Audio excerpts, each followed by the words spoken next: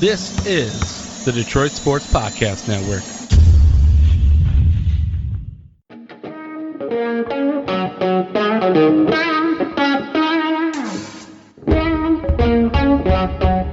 The biggest icon in podcasting.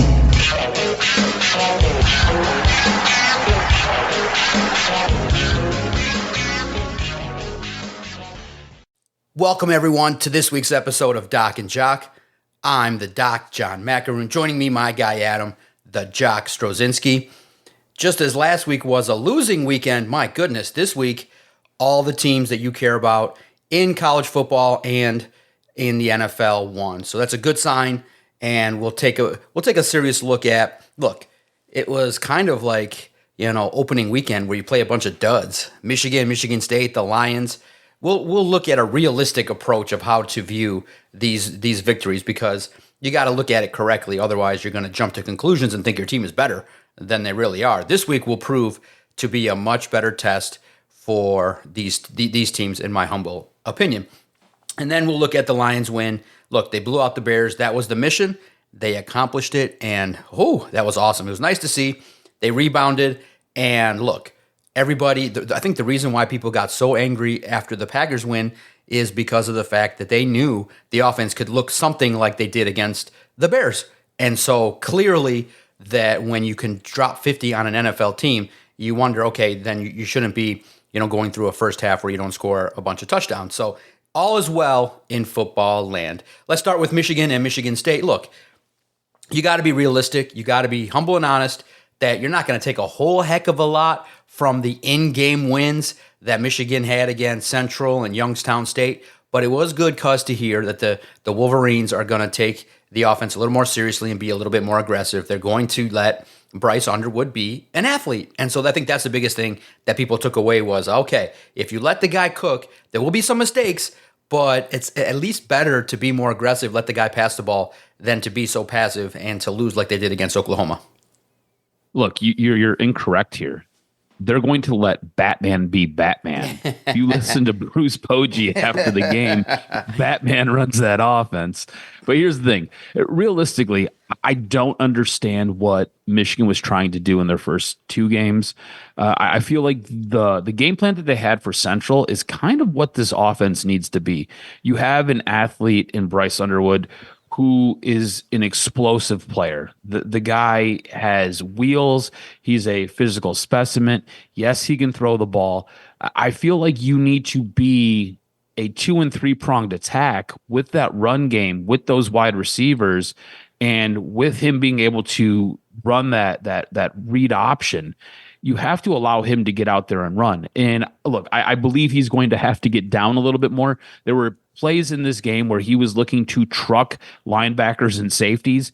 You're not going to want to do that when you're playing against some of the big boys, the Ohio States in the land, the USCs, the Penn States, and I know they don't play Penn State this year, but when they play Michigan State, you're not going to want to try to truck those guys. You're going to want to slide, pick up the easy yards, and just get down, be safe.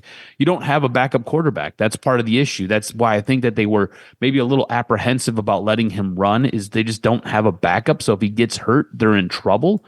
But I feel like they need to allow that offense to be a little bit more diverse. I feel like they have to run that style of offense if they want to be successful in the Big Ten. The problem is, I had mentioned wide receivers. I don't feel like their wide receiving core is very deep. I feel like they need to utilize the wide receivers that they have, but as they're currently constructed, I don't think they have a big play wide receiver out there. So I do feel like it's going to have to be a very run heavy game plan.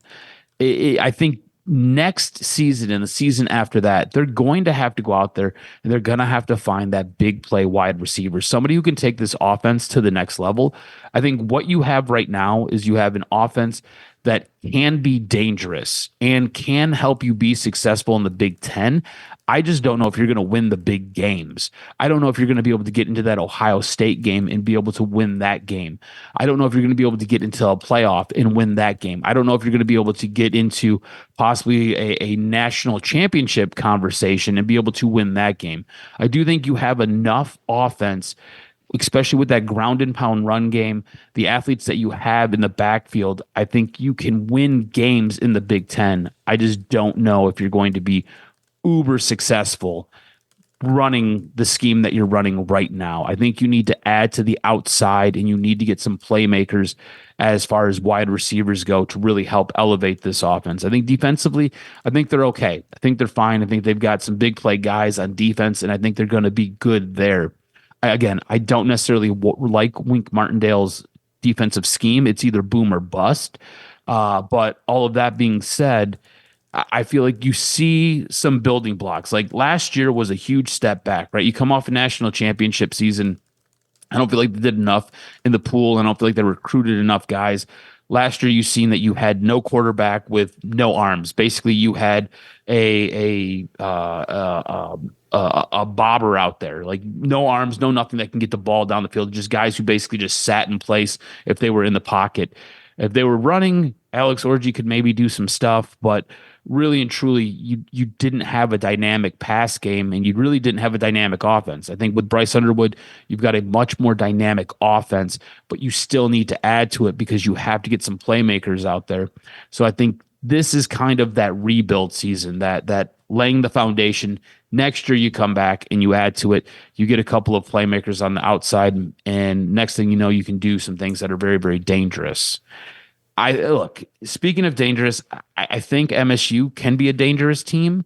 Again, not trying to take too much away from what they did against Youngstown, but to me, it looks like it's a team that's got to be carried by the offense. That defense can't get home on a quarterback. That defense can't really seem to make a play when they need to. Can Michigan State win in the Big Ten, and can Michigan State be a dangerous team strictly being carried by this offense? Because I'm just not seeing it on the defensive side of the ball. Because we got much bigger problems. Can we run 3 plays without a guy going down? Oh, my God. That was crazy to see. The injury report to Do we have an update on Nick Marsh? What's going on with him? Is he okay? I know. No, right. Exactly. It's still a situation at this time that we don't know the depth of the injuries. It's unbelievable that so many guys went out in that game, and covering the Lions and now the Spartans too. You see the fact that they can't get home. I don't think they have a Big Ten defensive end, and it was wild to see. But look, you're 3-0. It puts you in line to get to 7 wins maybe, but cause there's what are they 17-point underdogs to USC? That's bad. And I just envision them going out there, and I don't even know if I'm going to be able to stay up till 11 o'clock to even make to watch a first. I was going to say, look, this is a fantastic game, right? This is something that you write home about, right? Michigan State, USC. Why the hell are they playing this game at 10 o'clock at night? I know, dude. I know. What are we doing? It's going to be tough. Why couldn't this be the 8 o'clock game? Or why couldn't this be a 3:30, 4 o'clock game? What are we doing? Oh, man, it's tough. I don't understand this. Or is it 11 o'clock? It's 10 or 11 o'clock. It's 11. It's incredibly 11. late. Yeah, 11 o'clock. I'm sorry, 11 o'clock. What are we doing with an 11 o'clock game for this game? That makes no sense to me. I feel like this should be parked at the 4 o'clock time slot. Right. And I feel like it would be a fantastic watch. Yeah, but you're absolutely right. The offense is playing well. Childs is a player that has grown and matured, and you just hope that Marsh is going to be okay, and at least if there's an injury that's going to be a couple of weeks, you hope that he gets back before the big games hit. But it stinks because it looks like a team that, it's a team that got a little bit better. The running game is okay. But, yeah, the defense is leaving a lot of people going, oh, man, that's going to be potentially something where you're going to get boat raced pretty early against USC. So go out there and compete. At least make it a competitive situation because nobody really is confident. And it just stinks because the depth in the end, you needed as many healthy bodies as possible to even get to 6 wins. But now everybody's a little bit worried about that defense. The secondary is okay, but not wildly impactful. So you're absolutely right. That team's going to go by how their offense goes. You already lost a tight end too. So it's crazy times, man. But I do think that, it's interesting that I think Michigan has a good chance to do some things this weekend. And Michigan State, I think most people are predicting losses. But what's one thing that you would say that, has impressed you about both, and one thing maybe that they just need to kind of take strides forward, or something that's just glaring, like, oh my God. For me, it's Michigan State. It's the offense, and Aiden Childs is great. It's good to see him kind of lead the offense and be gritty, and to be able to move the football a little bit more confidently. And the concern is obviously the defense. The defense is not stocked with enough talent to where you go, man, you maybe should have did more shopping in the portal. And the depth is just, when you have this level of injury, it could go south real quick. But at least, hey, you win the games and you keep it moving. You're 3-0, but you got to be able to stay in this game against USC. But not many people are confident that they will be. Yeah, look, for Michigan State, I agree with you 110%. I think it's Aiden Childs and his growth from last year. I think he looks incredibly impressive, and I'm kind of blown away at the steps he took to get to this point. Conversely, the defense is just a bunch of question marks. You can't get home on the quarterback, and that puts everybody else in a bit of a tough spot there. I don't know how far Michigan State can go. Do you feel like their ceiling is 7 games? You had mentioned possibly winning 7 games this year. Do you feel like 7 games is kind of the tippy top for them? Yeah, right. That's probably, that was maybe the floor where they could have got to without all those injuries. Nick Marsh is a really solid player. He's impactful. You have a tight end in MSU now that's getting after it, but you also had the starting tight end that also we kind of want to see more. I think that the offensive line play could also be better. Everything just, it feels like could be 5% better across the board, and you hope that there's growth. So, but now with these injuries, that's pretty impactful. A lot of guys that you potentially could use, highlighted by Nick Marsh. I don't know. When you take away one of your best receivers in that offense, that could bog things down and make things a little bit much more challenging, because you had an okay run game, but it's not to the level that you had with Carter. So I'm a little disappointed that that's what came away, because it should have been a convincing win against Youngstown State, and something where you're going into the USC game confident that you can compete. It's kind of like they're limping into the game, and let's see if they can survive it. That's what sucks. Yeah, for sure. And then for Michigan, I feel like Justin Haynes has been so impressive. The running back for Michigan, he seems like he's got big play potential every time he touches the ball. Seems like he can just stretch the entire field and get to the end zone, which has been awesome. And sticking with the offense, the thing that's been a little bit of a downer for me is the way that they use their pass game. It almost is like it's non-existent. They don't have any big play wide receivers, or at least nobody has shown themselves to be that big play threat. I think they need to figure that out. They have to find a guy that when they get stuck in a 3rd and long, he's going to come up clutch for them. He's going to be able to make a big play down the field. Just like I know, you can run the ball as much as you want in the Big Ten, and you can be impressive running the ball. There's going to come a point where you're going to have to pass the ball, and you're going to have to be able to score points through the air. They need to figure that out. I know it's still early in the season, but you're going to have some big games coming up. You have to figure out how to win in the air, and they haven't been able to do that. They haven't proved that they've got guys who are able to do that yet. So the passing game to me has been the real negative for Michigan, while the run game, and specifically Justice Haynes, has been incredibly impressive for me. Yeah, and it's one of those deals where you go, okay, now you got to go out there and perform. I think it's Nebraska this week, and you get after it and you play and do what you got to do and play at the highest level and see what you can do this week. And I'm excited to see Michigan's growth, because, look, that's a good football team. I don't see, playoff competitiveness there with some of the drop-off. It's always tough with a freshman quarterback, but there's potential there. So that's a good sign for Michigan. I think that their competitive level against Ohio State could be there again, and it'll be interesting to see how these teams grow in the next couple weeks. That's the key.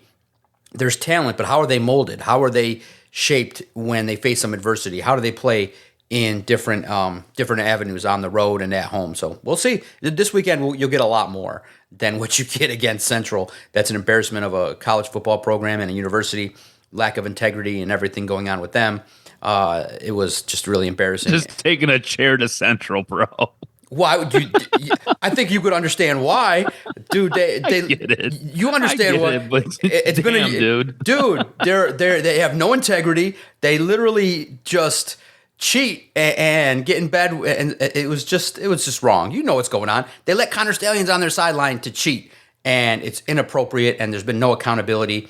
And look, it's just the way it is. That's the way I'm always going to feel. And When you don't have an accountable program, that's what you deserve. You deserve to get curb stomped by your opponent, take the check, and go home. You're irrelevant as a football program. Fire up Chips. Fire up Chips. The only thing you're known for is your coach allegedly, reportedly, supposedly being on a boat. I don't know if you debunked that or Having not. sex with a shark. Right. So that's all you guys are known for at this point in time. So keep it moving. Let's keep it moving. The Lions, the Lions. Look, you do have to take something away from the fact that they were able to drop 50 on Ben Johnson. Look, they felt betrayed. It was the get right game, man. It was Everybody feels good about themselves. Everybody's high on their own supply right now. Let's go. You dropped 52. Let's go. It was, but it was also one of those deals where you also got lucky on that halftime play where Tesla makes the catch. They rule it out, then they have to go back and change it and review it. The Lions don't have a timeout, so there's a 10-second runoff. So it actually helped the Lions, and it gives them one more play, and they were able to get the touchdown. From there, it looked like that was the sequence where the St. Brown touchdown at the end of the half, it just broke the dam, and then everything else, the Bears, which is crazy, it's a sign for them that they didn't fight harder for their head coach. But it was clear. Look, Dan Campbell is never going to, in a million years, come out and say we're going to win a game beforehand if he didn't know that the Bears are a complete dumpster fire. And then people are like overreacting. Look, people react one way negatively,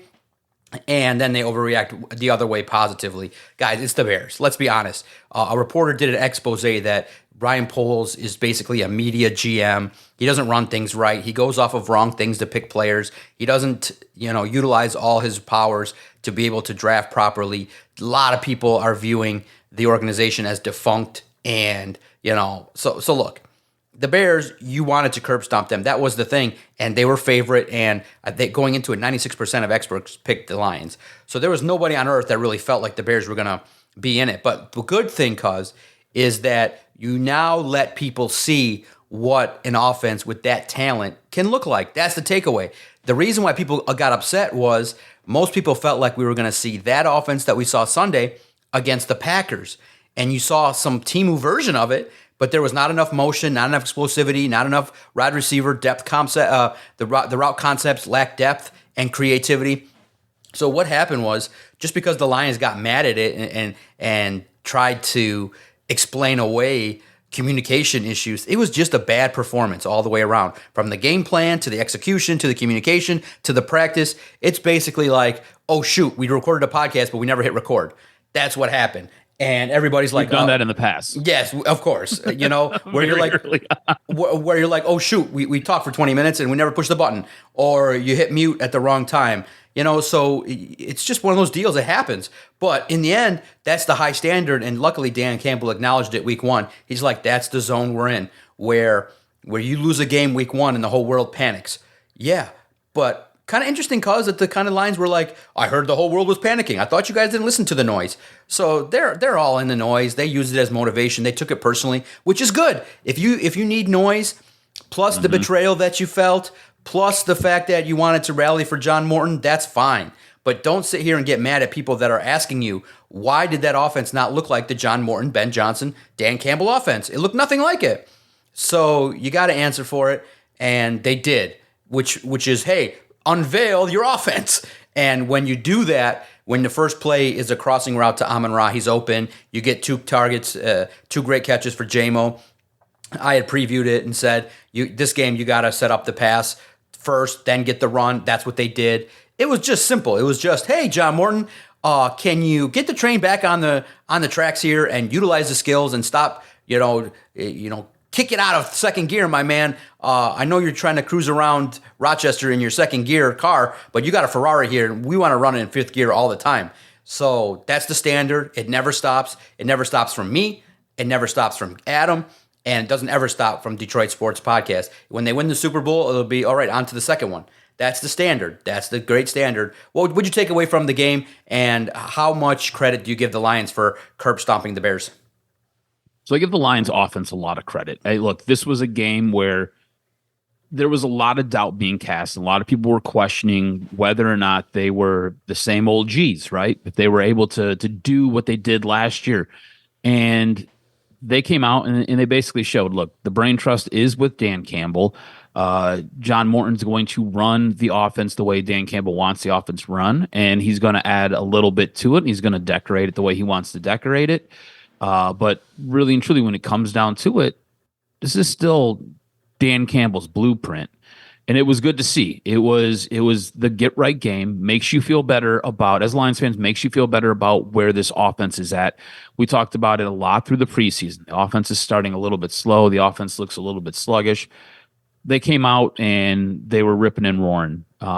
So you feel good about that. But don't get it twisted. That's a really bad Bears team. We all thought that this Bears team was going to be a little bit further ahead, a little bit further along. Caleb Williams was going to all of a sudden possibly reinvent the position of the quarterback underneath Ben Johnson. And that's not the case. Ben Johnson, at a certain point in this game, looks like he wanted to take a trident and stab Caleb Williams in the heart with it.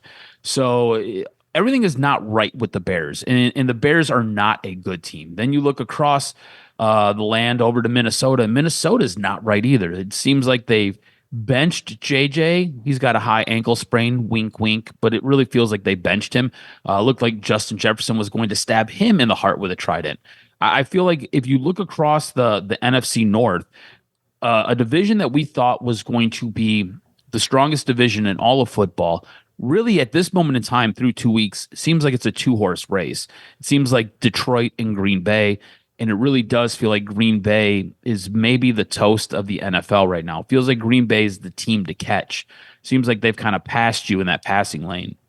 But all that being said, you beat up a bad Bears team. You beat up a Bears team, and I want to get your sense on this, that it kind of felt like through part of that third quarter, they quit on Ben Johnson.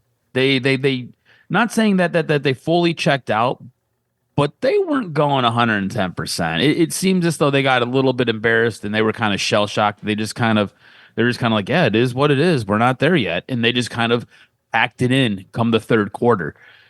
Dan Campbell having starters out there in the fourth quarter trying to score an extra touchdown, to me, it's really rubbing salt in the wound. And that's something that if you're a Lions fan, you embraced it now.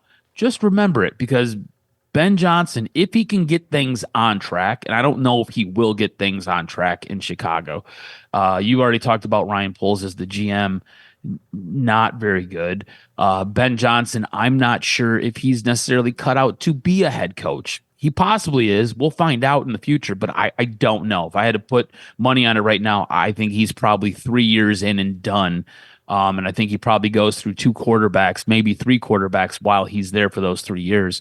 But pouring it on, leaving your starters in with like 5 minutes left in the game, that could be something that could come back and bite you in the butt. I don't necessarily know if it was necessary, but it did feel like the Chicago Bears checked out on Ben Johnson. You being in the stands, you watching this, you in the press box taking it all in, the body language that I was seeing on television, was it something similar to what you were seeing while you were in the press box watching this game unfold? Did it feel like the Chicago Bears kind of checked out on Ben Johnson and maybe waved the white flag a little bit? Yeah, it was concerning. It was very concerning because that was the game that the Bears should know was most important to their coach this year.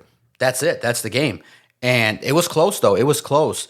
And that's the thing, is that Ben Johnson, I do believe, will get right eventually. He's got the attention to details. He's got a system that moves the ball. They were hanging with the Lions because they were moving the ball. Caleb looked okay. But again, the issue is the Lions have Jared Goff, and he masterfully understands the offense. Caleb Williams goes off script, and he tries to throw the ball away in a critical moment and gets it to Kirby Joseph. And the Lions just marched on the field and made the Lions and made the Bears pay. And so once that sequence happened with a one-handed grab, you were just like, oh my God. And Jared Goff played well, and the love that the Lions fans, the Lions have for their fans and Dan Campbell is much stronger. And because the Lions are just better than the Bears. That's why everybody was so mad, because the Lions played so bad against the Packers. Nobody believed that was the case. And so that's why they got panicked, because they said with that talent, if they play bad, it's going to be a lot on the coaches and how they get the team prepared. But yeah, I saw that. You saw that once the Lions got it going, DJ Moore was not as involved and wasn't into it as much. You saw some of the tackling get a little bit, weak. And then just because, too, the Lions just basically what happened was the Bears and the Lions started both in third gear, and the Lions went up to fourth in the second quarter, went up to fifth in the second half, and then the Bears just went down to second. They said, all right, we're getting our ass beat. And the once JMO galloped free, it was like, forget about it, it's over. And that's what Lions can do to you. They can take your soul And when Dan Campbell, look, the Lions have always made Dan Campbell right. When they lose a game, they come back and they honor their head coach because they're prepared. They just have the talent. That's why everybody locally has said this is a 10-11 win team, and they still believe that. It's for us, it's like, can you get somebody opposite of Aiden besides Marcus Davenport? And because we're not talking, see, here's what happens is people are discussing two different things and debating two different things. Week to week, what I got mad about for the loss was two things against the Packers. One, it didn't look like Ben Johnson, John Morton's offense in any way, shape, or form. And two, it also activated another team in the mix that I don't want to see in the mix to prevent us from going to the Super Bowl. The Super Bowl. That's the only evaluation I'm looking at with this Lions team. You're a Super Bowl caliber team. And after week one, it looked like the Rams, the Ravens, the Bills, the Eagles, and not you. So that equals frustration. And now people are like, all right, we're back on the track. After what? Whooping a Bears team that's never going to win 6 games this year? What's wrong with you? Now is the game where you get the test. You got a team like the Ravens that's scoring a lot of points. You got Lamar Jackson. Your job is to stop him. So this is another Super Bowl caliber test. You don't go and go, yeah, I'm going to flex on the weakest NFL team that you knew everything about. You had the answers to the test. I mean, come on. You were motivated. Sports psychology tells you the Lions were pissed that Ben Johnson was gone, and they understood everything. They lost the game, so you had the right mix to have an offensive explosion. So, I like it, though, if people want to react that way, but it'll come crashing down just that fast if you don't play so much better against you still didn't get enough pressure. And now you're counting on Al-Quadin Muhammad because, look, how impactful potentially. Second opinions to me always kind of mean that the first one might indicate surgery, but we'll see. Some people have said no, that might mean the first opinion could be positive. I don't know. We can't speculate too much, but as of now on Tuesday afternoon, Marcus Davenport is getting 2, 3, 4 second opinions.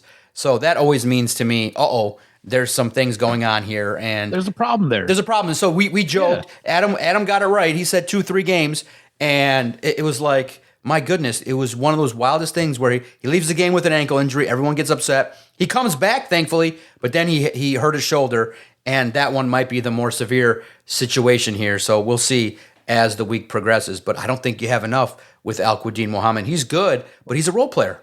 Bro, here's the deal. I feel like Brad Holmes put this defense in a really tough spot. And I've got concerns regarding this defense because you played a bad Bears team, and I don't think that defense looked great. I have concerns with Terrion Arnold. He continues to get beat. I'm not saying he's a bust by any means, but I've got concerns. He's not looking like the player you drafted him to be.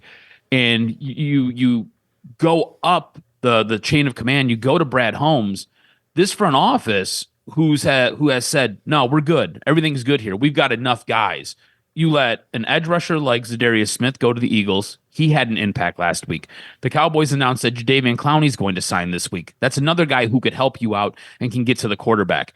Your defensive front has not been able to get to the quarterback.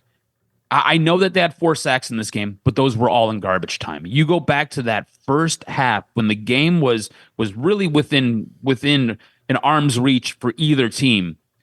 You couldn't do anything. You couldn't get there. You couldn't pop them. You couldn't corral a guy like Caleb Williams. Caleb Williams made you look ridiculous on a couple of different third down plays because you guys could not contain him. You do not have enough up front. I understand that you like to build with a secondary. That's fine. You and I think that is fool's gold. Neither one of us believe that that is the way to win a Super Bowl. You and I both believe, and we've been proven time and time again, that you need to build with the meat and the potatoes up front. You need guys who can get to the quarterback, put pressure on him, sack him, make him pay when he stands in the pocket. You don't have enough. Muhammad and Aiden Hutchinson, who really and truly has been MIA this year. I know he came away with a sack in this game, but he's been MIA this year. I know he's facing double coverages, but you know what? If you are worth every bit of $50 million, you got to get to the quarterback, man. You have to get to the quarterback. He's been MIA. Muhammad is a guy. He's a role player. He's a dude. He's not really a dude, but he's a guy. You know what I'm saying? You don't have enough up front. I don't know what you're going to do. I think the one thing you can hope on, Joe Burrow is now dead. Thank you, my fantasy team, possibly in shambles after a great first week. Joe Burrow's dead because his toe's basically been ripped off and it's dangling by a ligament. Your only hope is Cincinnati goes in the freaking tank and you can go and you can trade for Trey Hendrickson. And you can get him on that 1-year deal at half the cost, and you can stomach that because for some reason you didn't want to pay to bring this guy in because you were cool with Almondine Muhammad, Green Bean Muhammad, and the guy who is a walking injury. And we put the over-under at 3 games. I took the under. I believe you took the under. He's dead. He died twice in one game. How do you die twice in one game? Dead. Just dead. On the sideline, just dead. It's just, I don't understand it. Yeah. You do not have enough to win a Super Bowl with the guys you have up front. I don't care how you want to smoke and mirrors it with your linebacking core. It's not enough. You're not going to get it done. You need to figure this out. Yeah, and they're gonna have to. It would indicate that you wait and see. Maybe Cincy falls out with their injury. You maybe get an opportunity to make that move finally at the deadline. We shall see, but yeah, you don't have enough. You clearly you got a lot of those pressures and sacks and garbage time when you were winning. So hey, take them when you get them. But yeah, the run game, they still got to work on corralling the run and making sure that they stay stout. And they had a bad miscommunication on the Roma Dunze crossing route there, and it caused a mix-up. So you got some things to clean up. But again, it's only 2 weeks into the season because the Lions are right now 5.5-point underdogs against the Ravens. How big a win is it? Is it a must win? What are you looking to see from this game? I think they compete. I think they have a chance. If they go in and punch the Ravens in the mouth and they play physical and they can I think this game, I don't know if you run out the explosive plays because you might wear out your defense pretty fast. Lamar can wear out your defense. This game might be one where you got to plod along 3.5, 4 yards a run and try to stay out on the field, try to get to 40 minutes. 35, 40 minutes time of possession. I feel like this one is not one where you want to get in a shootout with the Baltimore Ravens. It starts with stopping Derrick Henry. He's a tank. Dang, it's a tough task, but Tyleek's got the task. The linebackers are doing a little bit better. So it's a tough task for that interior of the defensive line. They did decide to play DJ Reader a little bit less and make him more impactful. Roy Lopez a little bit more. Mekhi Wingo's now in the mix too. So you got Wingo, hopefully Davenport, but I don't know. Al-Quadin Muhammad, and you got to get after it a little bit. You got to stop Lamar Jackson. This one's going to be close. It's close, but my early sense is the Lions are going to try to control the game as much as possible. But, on the road, Monday Night Football, Lamar Jackson, it's just one of those things where one team sometimes just pulls out all the stops. So, I go back and forth a little bit. I think it's going to be competitive, but I think it's going to be like 27-24 either way.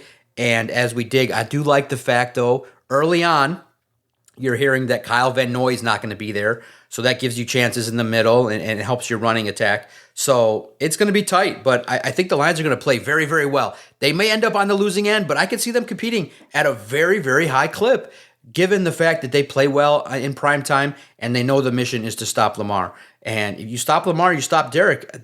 I feel like Lamar could be costly in this game and make one of those moves late where he gives it to Branch or Kirby and this game tips in the Lions' favor. But it's a tall task. Like I could see single-handedly one guy ruining the game for the Lions, and that's Mr. Lamar Jackson. Yeah, look, I think let me start here. I am no longer afraid of Baltimore like I used to be afraid of Baltimore. Good. Back when they played, 2 years ago in October, that was a game going into it I was nervous about, and the Lions got depantsed. I don't think that happens this time around. Baltimore does not scare me like that. I don't think their defense is as strong as it once was. Yes, that run game is impactful. And as much as last week was a coming out party for the Detroit Lions offense, I think this week has to be the coming out party for the Detroit Lions defense. You have to be able to contain the run. You have to be able to stop Derrick Henry. You have to be able to stop Lamar Jackson, which means you can't over pursue. You can't lose contain on the outside. You've got to keep him bottled up, and you've got to force him to beat you with his arm. Now, yes, I understand he was able to do it to Cleveland last week, But Cleveland and Detroit are totally different teams. I think Detroit has enough and can force Lamar Jackson to make a critical mistake, and that can tip the hand and tip the tide. I think offensively, it's just like you said, Detroit has to be able to control the ball. You do not want to leave your defense out there for extended periods of time. You do not want them to wear down. Lamar Jackson, Derrick Henry, some of the wide receivers over there, Mark Andrews, they're just too explosive. They just have too much big play potential. So control the ball, run the ball, take advantage when the pass presents itself, obviously, because you're going to need points to win this game. But it's going to be one of those things where you don't want to find yourself in 3rd and long and behind, and you have to go and you have to pick up a lot of yards to win the battle there. So I think offensively, run, control the clock. Like you said, you probably need to have almost 30 minutes of time of possession, I feel like, for the Lions. And then defensively, it's just bottle up their run game. Do whatever you can do to contain Lamar Jackson, force him to make a mistake. The thing with Lamar Jackson that I still don't think he's gotten over is you don't always have to make the spectacular play. You can just throw the ball away. You can just check the ball down. I feel like too many times things kind of go a little bit sideways. And instead of him just doing the safe play, doing the smart play, he tries to make a big play, tries to make the splashy play. And what happens is you turn the ball over. The Detroit Lions have really good safeties. They have decent corners. They're going to make those interceptions if you throw the ball to them. I think the Lions can beat Baltimore. I think it's going to be an incredibly tough task. I was wrong last week, and I want to be wrong this week. I'm going to say Baltimore 28, the Detroit Lions 27. Ooh. And I hope that results in a Detroit Lions win. All right, let's go. Adam is trying to use reverse psychology to bring the Detroit Lions their second victory of the season, but in the end, this is a huge win. Like it would be. They can win this game. But all of a sudden, everything from week one, how they basically played against Green Bay, erased. It gets flipped. You look at what they did against Chicago with that offense, then you look at how they were able to beat Baltimore. If they're able to win this game, I think it makes you feel like this team has now back at the top where we thought that they were going to be going into the year. And you get lucky with Joe Burrow's turf toe, because just real fast in the league, how if you're Joe Burrow, do you walk into that facility knowing your offensive line is so ass that they can't protect you and they got you killed within two weeks? That is so ridiculous. You got to be like, just stand up there and say, general manager, I don't care, that you got your hands full trying to, fix the facilities and make it so that it's not so janky around this operation. And you got to stop writing all these stupid caveats in these rookies' contracts to piss everybody off. But can you get me an offensive line that can block? My God. And look, I am also speaking in frustration because I have a fantasy league where I have made moves and I said, I'm going to try this maneuver and use it as an experiment. Number one, I took Jamar Chase, and then with the 10th and 11th pick, I went T. Higgins and Joe Burrow. So I have the starting offense, and first week was a dud. It was a disaster. But second week, I dropped 130 because Jamar Chase got 40 points. Now I got to count on Browning and Michael Penix because Joe Burrow died. So I tried out the strategy, and I can't even get to enjoy it for 2 weeks. Not even 2 weeks without Joe Burrow. He's already gone. And so it's partly my fault. I mean, nobody does this. The league is threatening to kick me out. My nephew's laughing at me. He's like, I can't believe you work in sports. I can't believe Adam does a podcast with you, and you're so stupid and bad at drafting. You left so much good talent. I said, I don't care. I'm 1-1 just like everybody else. And J-Mo came through, and I now have Scadaboo, I think could be a rising star. He got 13 points, so I'm going to take out the Denver rookie. So I'm smart. I am fantasy smart. It's underrated because I talk such a high game that people think I'm just going to dominate every week. But I'm 2-0 in our league, and I dropped some points, and I'm very happy in the fantasy world. At the moment, I'm 1-1 in 2 leagues and 2-0 in another. So I'm very happy, but you could beat the Browns. You could beat, I think that the rallying cry has got to be like, hey, we can duck our head out to a lead here and get to 4-1 here if the Lions can beat the Ravens. So they're going to play their best. I will be going. I'm going on, typically you're not supposed to do that, but I'm leaving on Monday morning early to head out to Baltimore quickly. It's a quick flight, thank God, only an hour and a half. So I should be touching down in Baltimore at 9 a.m. So there's wiggle room if there's a 3, 4, 5 hour delay. There's no problems. We'll see. It should be good coming back. It should be good going, but coming back, you never know. Coming back, it's on Southwest. I could be facing a 10-hour delay, or I could be trapped in Baltimore, so you never know. So far, so good. I want to see this contest. It's one of the games I have wanted to see. Maybe I think I'm going to split. I think Washington now kind of has faded. I think for sure I'll go to Philly and maybe one more. Maybe the Cincy game now is off the radar because no Joe Burrow. It's still fun with Jamar Chase, but not as fun without Joe Burrow. So we'll see. But yeah, you're absolutely right. This is a chance to compete. And if you don't, though, Derrick Henry can take this game over by himself. Like, that man is a ramming machine. I can't wait to talk to the players this week about trying to stop him. Dan Campbell, and see about the strategy. Pay attention to Friday when Kelvin Shepard talks, because somebody is going to have to ask about the QB spy, and he doesn't like it. He hates talking about it. So we'll see what kind of intense anger he gives about it. But I can't wait, cuz I can't wait. It's 1-1. All is right in the world. And I love it because it's so fair for everybody to overreact positively, but so bad and so toxic to overreact negatively. It's a crazy world we live in, but it's a fun time to be able to cover the Lions, talk about the Lions, pick apart the Lions because of the fact that they are Super Bowl caliber. Remember, cuz by now, 2 weeks in, we'd be like, it's 0-2 yet again. Why can't this team get after it and win and do stuff? Now we're talking about, hey, win and get some style points. So this is the zone you want to be in. It just seems like the fans can't handle it. The fans are the ones that are swinging bipolar. The ones that are covering the team are just like, hey, there's a standard, and you didn't meet it week 1. What's the difference? Well, the difference is John Morton did not have his best week with Dan Campbell. And I think that's why Dan was more mad, was that he had a hand in it, that they had a hand in, let's just try to get through it, let's be conservative, and get touchdowns and dink and dunk because the Packers are going to do this. And they realized that blew up in their face, because in football, you got to make it happen. You got to go full speed every time and unleash the full power of that offense, because when you do, it has the potential to drop 50. And to Ben Johnson, I'll say this. Caleb Williams is no Jared Goff. Good luck, my humble opinion, free advice that people typically compensate me quite a bit for. You need a new quarterback. You need a pocket passer that's a little bit more accurate, that can anticipate and can stay not go off script so much. And I think you would just be best to stink it up this year, tank. There's a lot of quarterbacks coming out, and get one this next year that can run your offense. Caleb's not going to win you a Super Bowl. Just have him as a good backup and teach him the system, but go elsewhere.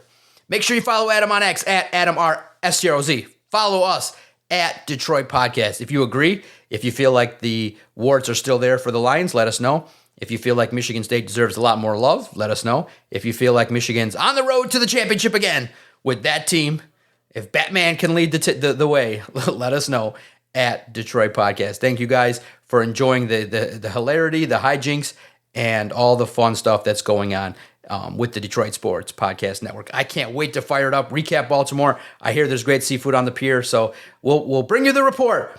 Does Doc party with Lamar after the game? Me and Lamar, we're in the first. That's the mission. Let's see if me and Lamar can, who has the better fashion going into the game, me or Lamar Jackson? Find out. Stay tuned next week on the next episode of Doc and Jock. You fucking podcasters.